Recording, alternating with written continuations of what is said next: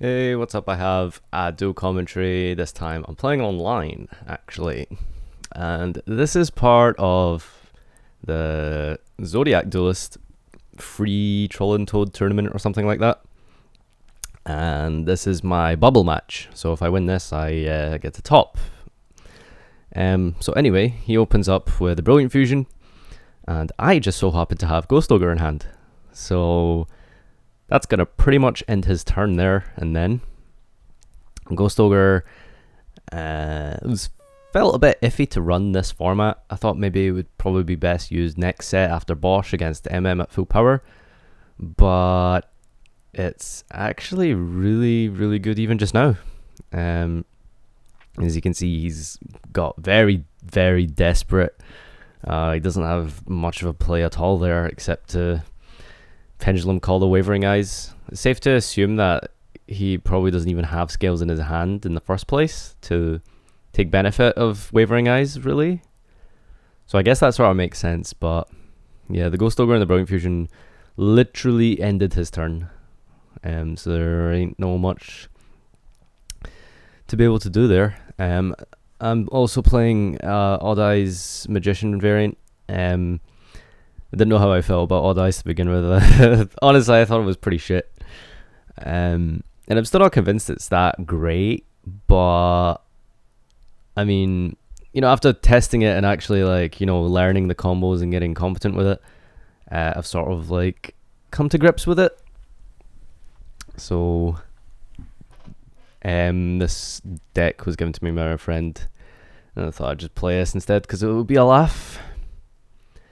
So I top deck Call, and that's kind of not what I want right now, unfortunately. But I mean, Call has that problem where it's really conflicting with Wisdom Eye, but I feel like it's necessary. So anyway, I pendulum both guys out. I choose not to bounce his set card, just because I figure it's maybe something like Clown, and I don't want him to get that shit in his graveyard.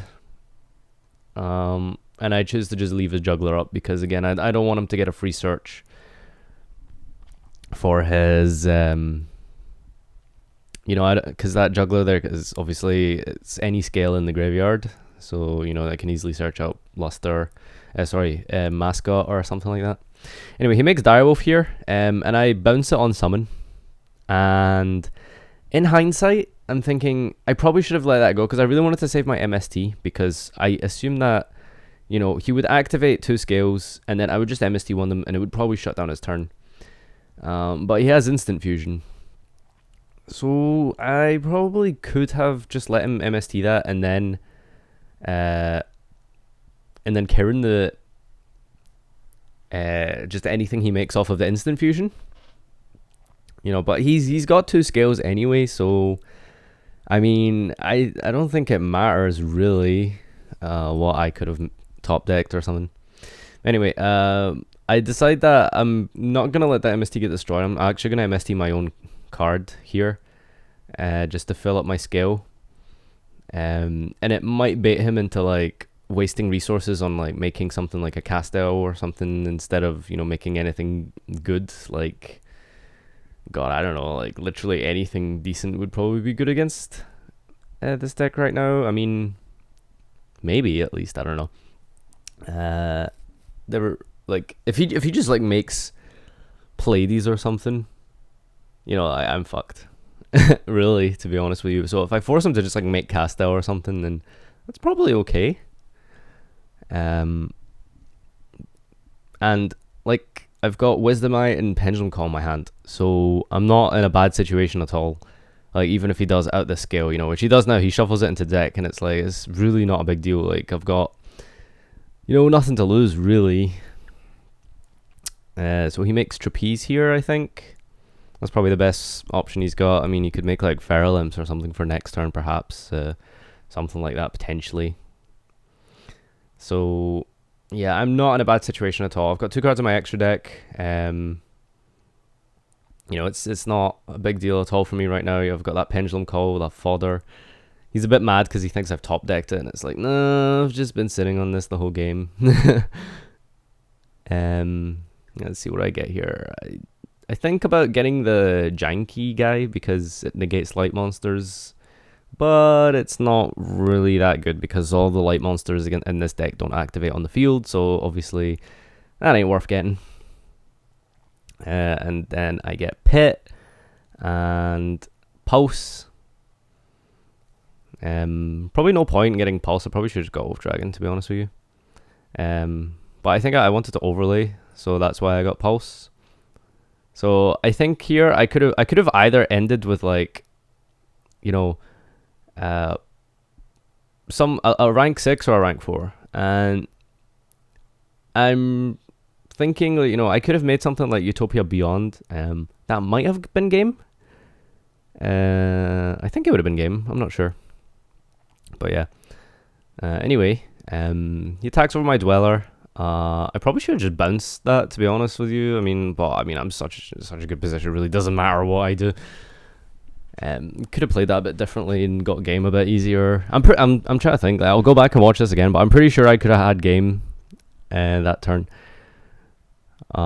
Instead of like bouncing his trapeze and stuff. I'm pretty sure Utopia Beyond could have worked. If those of you don't know what Utopia Beyond is, because I don't see a lot of people playing it, it's kind of just like mostly my friends like play it, and I think they're the only guys I've seen come up with it. When it's summoned, it just sort of reduces everything's attack to 0, so it doesn't target. So it's there for Cosmo. You can make Utopia Beyond an attack over Dark Destroyer for 3,000. So it's not that great because I mean they're still gonna float, but you know, the 3k guy in the field is pretty decent. Especially if you can pendulum out Dweller as well. That's like GG. He asked me if he wants to side out Wavering Eyes, and I think about it, but I feel like it benefits. I mean, I don't know. Like he's playing Hoban's build, and we're both playing Pendulum Call, and to be honest with you, the only reason I haven't like agreed to side out Wavering Eyes is because I tell him it's because, you know, you might lie or something, and it's like, okay, well, actually I think Wavering Eyes and Pendulum Call in the same. Yeah, Wavering Eyes is sacky as fuck, but if you've got Pendulum Call as well, it's kind of not that like much of a blowout for both players. But the real reason I didn't choose to side out Wavering Eyes is honestly I didn't have enough to side in, because I'm gonna assume I'm going second, so there's no point in me putting anti-spells in, because he went first game 1 for some reason. I don't know why, so I just assumed that, you know, if he went first game 1, then, you know, he's probably gonna go first game 3, so there's no point in me putting in anti-spells. So anyway, I open up with a really strong hand here. I'm gonna assume he's got something here for these dudes, you know, because like, you know, double Wisdom Eye, 2 sets, he has to have something, but he doesn't. So it's safe to assume that this is some kind of summoning trap or whatever here. So I get to pop 1, I get to pop 1 back row, and it's Deck Devastation Virus, and that's really bad. I mean, I don't know why he's playing that, but whatever. But anyway, I pendulum out the other Wisdom Eye, just because like I think it's really important to like try bait out that last warning, or that, you know, whatever that might be. But like again, I'm just thinking to myself, like, is it really warning? I mean, if anything, it's warning and nothing else. Like, there's nothing else that card could be, because like you're playing the what's it called? If you're playing Hoban's build, right, then, you know, it's all combo cards. Like, every card is a combo card. Why would you want to play like traps and stuff as well? You know, I just think like traps are just so terrible. Like, I mean, look, like I just pitted one of them. You know, there's so many different ways to out it. You know, if you see your opponent's playing heavy traps, you can put in things like Denko. You know, you've got like eccentric Archfiends as well to, you know, pick them off perhaps. Yeah, I don't know. So he discards Juggler here at the end of the battle phase, and I didn't realize you could use Juggler. I thought you had to use it on Declaration of Attack, but upon actually reading the card, like, yeah, okay, fair enough. So he's obviously opting to make a rank 4 here. He also doesn't look like he's opened that well either, and I've got Ghost Ogre again. So anything he does open that's like, you know, nuts is, you know, he ain't gonna get away with it, at least, you know. So jungler is again. I don't know why he went first. Like I just don't see like what was he afraid of? Like I mean like I don't know. Like I think maybe he saw Mage Spectre's game one. Like he saw that Karen, so he thought maybe this guy's playing like Tempest and Fox and stuff like that. But not really.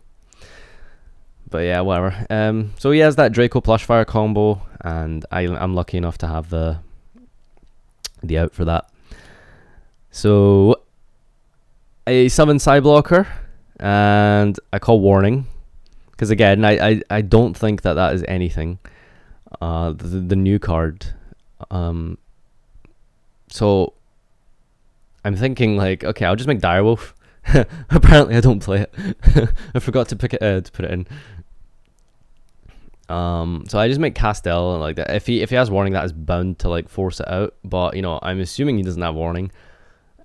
And like, I'm thinking like, what is he thinking about here? I called his Warning, but it's not. It's Grand Horn. It's like, okay, cool. I mean, sure. It's I don't really care. Like, it's not a big deal at all. Like, what the fuck? Like, Grand Horn, really? Like, who cares? Yeah, that's just really strange. But yeah, main phase 2, I MST his back row. Well, I pet his back row, and I discard my MST for Pendulum Call because I'm gonna make a big board here.